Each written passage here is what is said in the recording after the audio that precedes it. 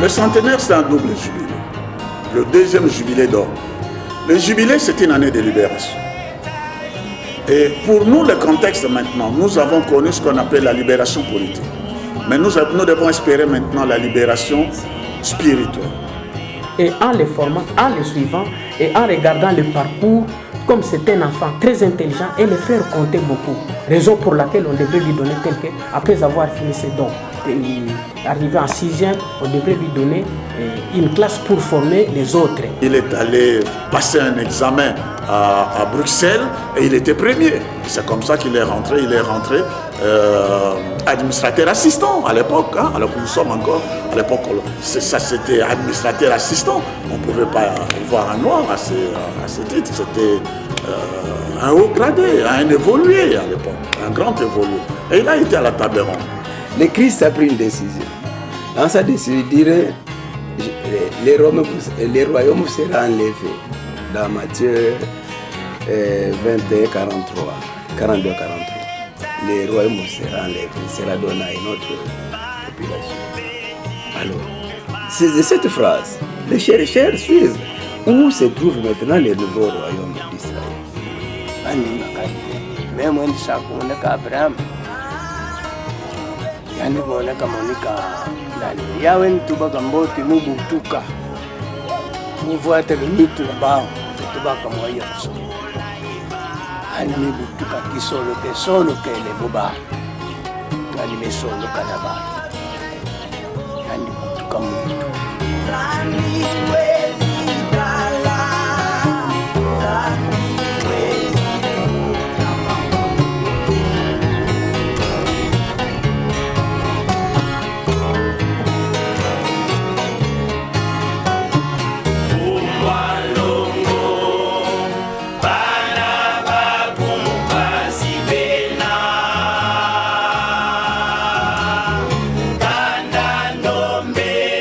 Boma, janvier 2014.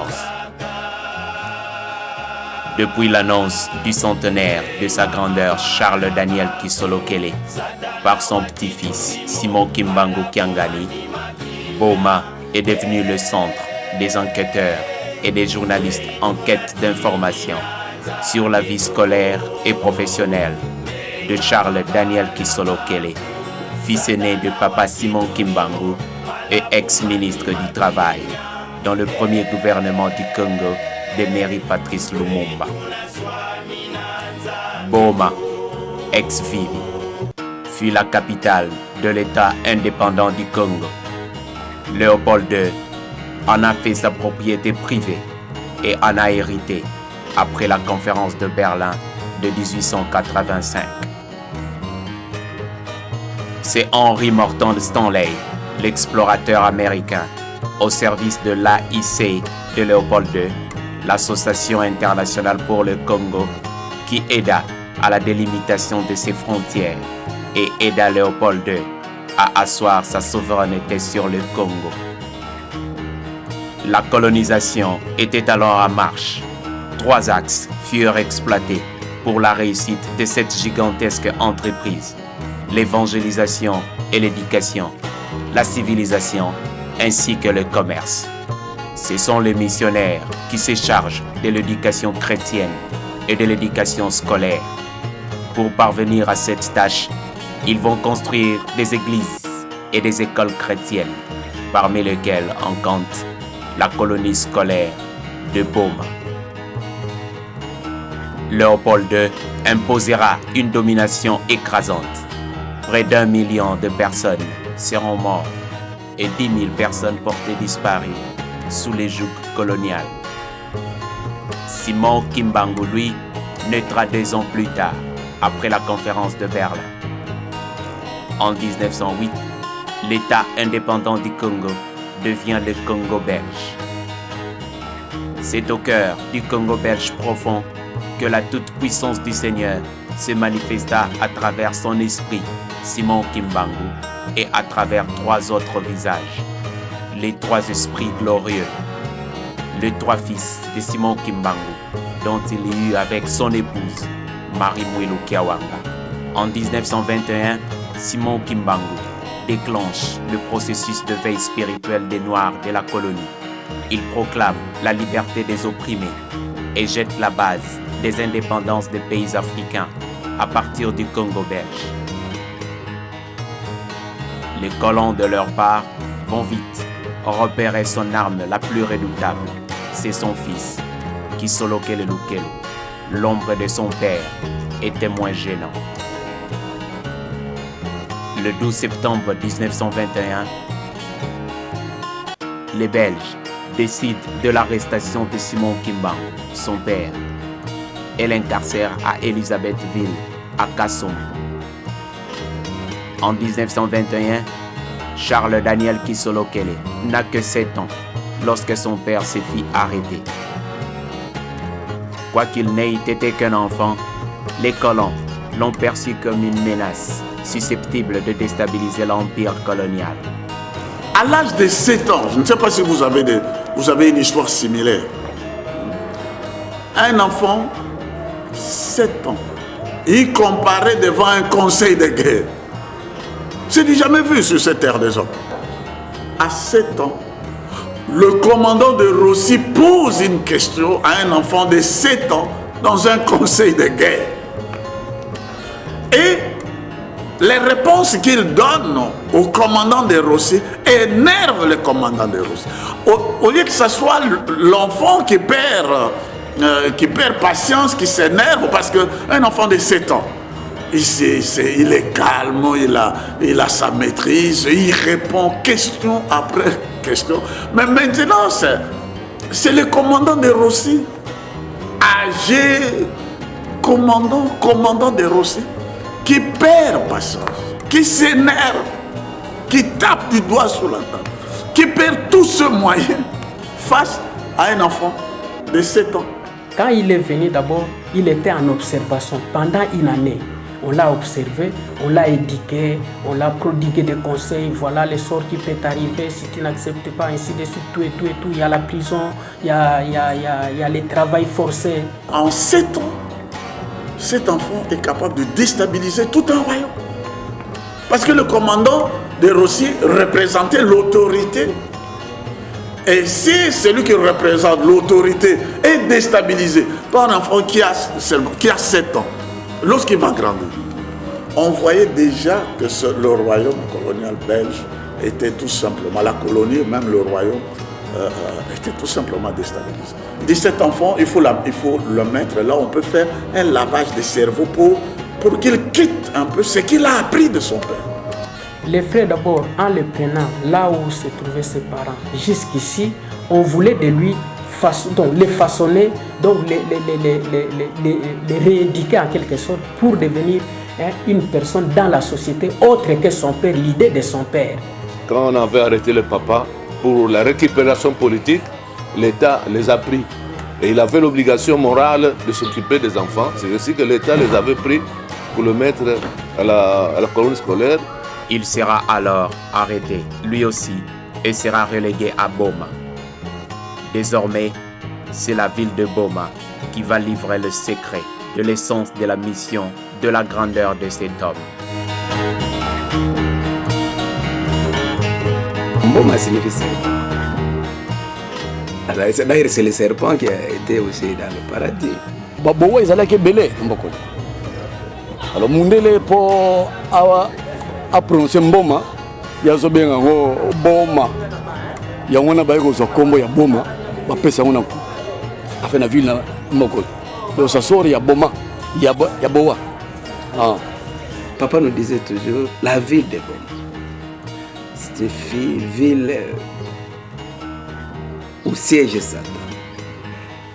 Vous voyez qu'il disait toujours la criminalité sorcière est plus à Boma qu'à Kinshasa. Ce n'était donc pas que par pur hasard si Stanley avait placé son sanctuaire dans la ville de Boma. Car cette ville retrace une histoire enfouie du passé du peuple Congo. Lorsque les ancêtres du peuple Congo furent chassés du royaume Congo d'Yatuku, ils se réfugièrent en Égypte, mais n'abandonnèrent point la sorcellerie qu'ils héritèrent de l'impie. En Égypte, ils développèrent cette sorcellerie en magie et rendirent culte au serpent. Nzambi-Mpungu s'irrita et les livra aux descendants de Jacob qui l'habitent jusqu'aujourd'hui. Il dessécha le Sahara pour qu'ils se repentissent, mais ils ne renoncèrent point à leur magie. Alors, ils quittèrent le Sahara par vagues et vinrent s'installer dans le territoire de 3 fleuves. Et Nzambi-Mpungu leur permit de refonder le royaume Congo d'Yantete.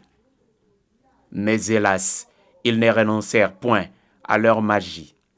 Ils baptisèrent leur capitale Mboma-Mvumbi, l'actuelle ville de Boma, et la dédièrent à leur mère, le serpent noir, qu'ils ramenèrent de l'Égypte.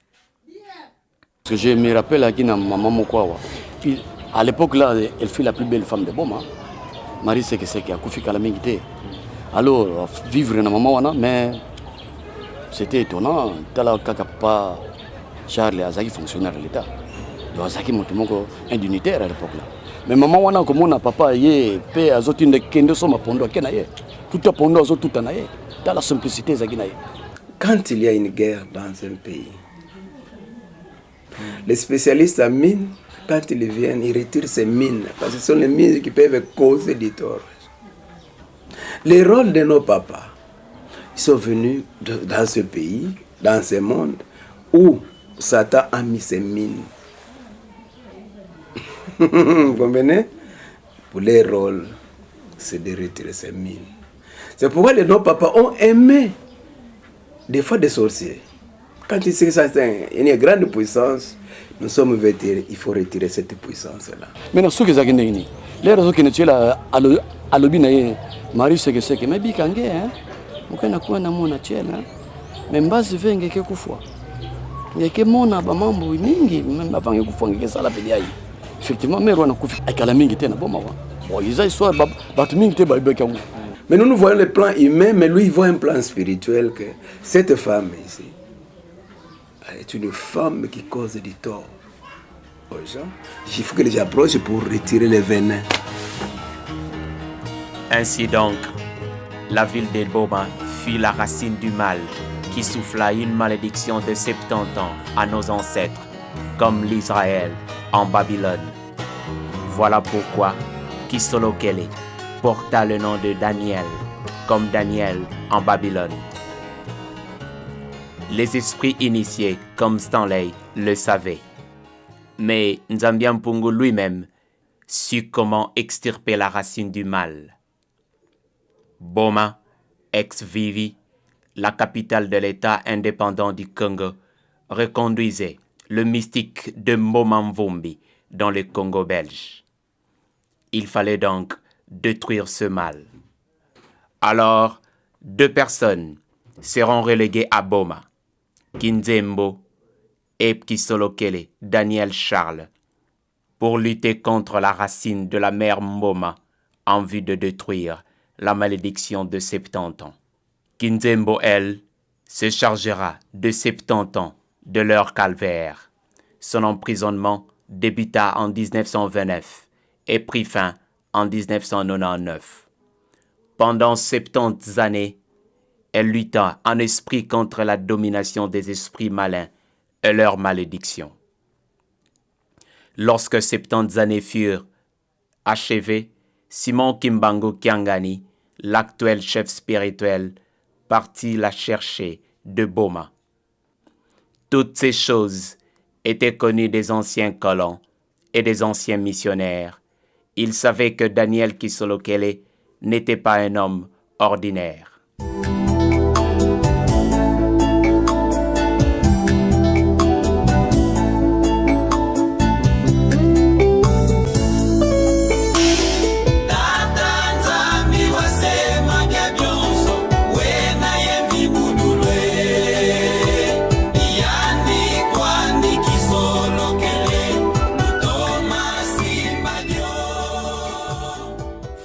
Le 12 février 1914, Charles Daniel Kisolokele Lukelo naît. Plus tard, à la même année, l'archiduc héritier François Ferdinand est assassiné. La Première Guerre mondiale éclate. Tous les pays présents à la conférence de Berlin de 1885 seront impliqués dans cette guerre et ils se détruisirent. Mais déjà, avant sa naissance, des chercheurs annonçaient l'installation d'un ordre nouveau dans le monde. Un royaume invisible céleste était en approche. Edmond Halley, astrologue et physicien anglais, calcule l'évolution de la comète qui porte son nom, la comète d'Halley, et trouve son cycle de rotation et découvre que chaque 76 ans, la comète d'Halley repasse tout proche de l'orbite terrestre. Et chaque fois qu'elle repasse dans l'orbite terrestre, elle est porteuse de grands changements et provoque des bouleversements sur la planète. Ses premières prédictions remontent à 1758 et 76 ans après, soit en 1834, on observe l'apparition de la comète proche de l'orbite terrestre. En 1910, la comète totalise de nouveau 76 ans à partir de 1834 et elle réapparaît cette fois-ci au-dessus du territoire du Congo belge. Simon Kimbangu, le père de Daniel Kisolokele, n'a que 23 ans lorsque la comète réapparaît en 1910. Le Seigneur lui apparut ainsi en 1910 et l'annonce qu'il lui donnera 3 personnes pour lui porter main forte. Et ajoute-t-il, à l'arrivée de ces 3 hommes, une grande guerre éclatera dans le monde. Aux États-Unis, c'est Charles Taze Russell qui publie ses recherches dans le Biblical Student et annonce la descente et l'installation imminente du royaume de Dieu sur terre fixé pour 1914 et confirme l'éclatement d'une guerre à l'échelle planétaire. En 1914, la Première Guerre mondiale éclate et fait des milliers et des milliers de morts partout dans le monde. Et comme le Seigneur le dit, en 1914, le 12 février, Papa Simon Kimbangu a un fils, son fils aîné. Il le nomme Kisolokele Lukelu. Kisolokele, ça signifie que ce que nous avons perdu a été retrouvé. Le royaume de Dieu est venu vers nous. Kisolokele. Quelque chose que nous avons perdu, quelque chose que nous avons recherché, quelque chose qui n'était plus, est maintenant venu vers nous et nous est donné. Donc c'est, bref, le royaume de Dieu, dans l'entendement de Papa Simon Kimbangu, le royaume de Dieu est venu vers nous. Kisolokele, c'est-à-dire, Nzambi vwanda kalunda mamingi mingi na bampata ubie na maya mitanga nimebongisa ntoto andika na kutubana na ba Abraham na ba Moïse disons and vwanda kumona na ve kusolo la vrai mutindi aina mais sosa kaka ba position ya kusolo de la na mutu ya wina animekuza butuka na pevi ya longo hapa Kisolokele me butuka na pevi ya longo parce que tanga ndikuza kateti ya na kimutu na ba Abraham andi bavonda kabokilandi Salem nzambi pungwa tulende. Dieu, quand il est venu vers Abraham, il n'était pas si mystérieux que ça. C'est un homme comme tous les autres hommes qui s'est présenté. Et Abraham a tout de suite reconnu cette personne avait quelque chose de peu ordinaire. Le Christ a pris une décision. Dans sa décision, il dirait les royaumes seront enlevés. Dans Matthieu 21, 42, 43. Les royaumes seront enlevés, sera donné à une autre population. Alors, c'est de cette phrase, les chercheurs suivent où se trouve maintenant le nouveau royaume d'Israël, où Dieu habite. Parce que le royaume a été enlevé. Quand on enlève le royaume, même le roi transfère son bureau. C'est comme ça l'existence du Christ chez nous. Immédiatement comme il clair. Clair qui a une bombe. Alors abandi ko sala na bureau il y a administrateur. asali mais kuna pe asalaki makamu sebele jour mosusu soki aza na te bureau na ye machine sebele jour mosusu bamindele komona bakokende koforce bureau aza te lere koya kutana bango bazoforce bureau mais moyen bureau efongama eza te ye lere mosusu akoya soki alakisi mosaki boye bureau ne efongami ana bazocomprendre ke baréunion belebele jour mosusu kutu ntango asilikaki na kati ya bureau eyindi molili ekoti na bureau mais na libanda vraiment lumière ti basengi bapardon ti aye korendre situation normale na kati ya bureau donc voilà un peu makamusu mingi asalaki na kati na bureau. Toutes les grandes sociétés, je ne cite pas de noms pour des raisons de publicité, il y a toutes ces grandes sociétés des Belges. Vous savez, les Belges les ont combattus, mais ils savaient qu'ils avaient affaire à des personnes honnêtes, intègres, peu ordinaires.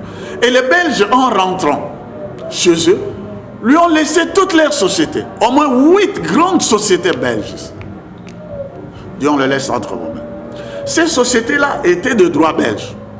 À l'indépendance, Papa Kisoloke le Médé, il avait la possibilité de transformer ces sociétés, que ce soit des sociétés de droit congolais.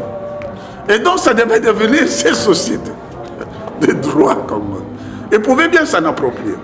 Et donc, imaginez-vous, en 1960-61 par là seulement, il allait devenir l'homme le plus riche de notre pays. L'homme le plus riche de notre pays. Pour bâtir l'église, pour bâtir Nkamba, ça n'aurait pas fait 3 ans. Qu'on aurait bâti les temples, qu'on aurait bâti tous les bâtiments, et je ne sais pas. On aurait terminé ça depuis très longtemps, très longtemps. Ça devait être l'homme le plus riche. Et les Kimbanguistes seraient dans toutes ces grandes sociétés, etc. Donc, on n'aurait pas parlé de misère. Vous voyez? Et il était ministre d'État dans le premier gouvernement, Lumumba. Et donc, dans ministre d'État, il était, sans fonction c'est il était le conseiller personnel du président de la République. Et donc, il avait la possibilité d'embaucher tous les Kimbanguistes. En faire, je ne sais pas, ministre ou sénateur ou je ne sais pas quoi. Et il y avait des sociétés, on aurait l'argent, ainsi de suite. Et tout ce qu'on a fait en 50 ans, il aurait dû le faire en moins de 5 ans. Et ça serait terminé. Il a dit non. Il a dit non. Quand les Belges sont revenus, il leur a rendu leur société. Toutes leurs sociétés.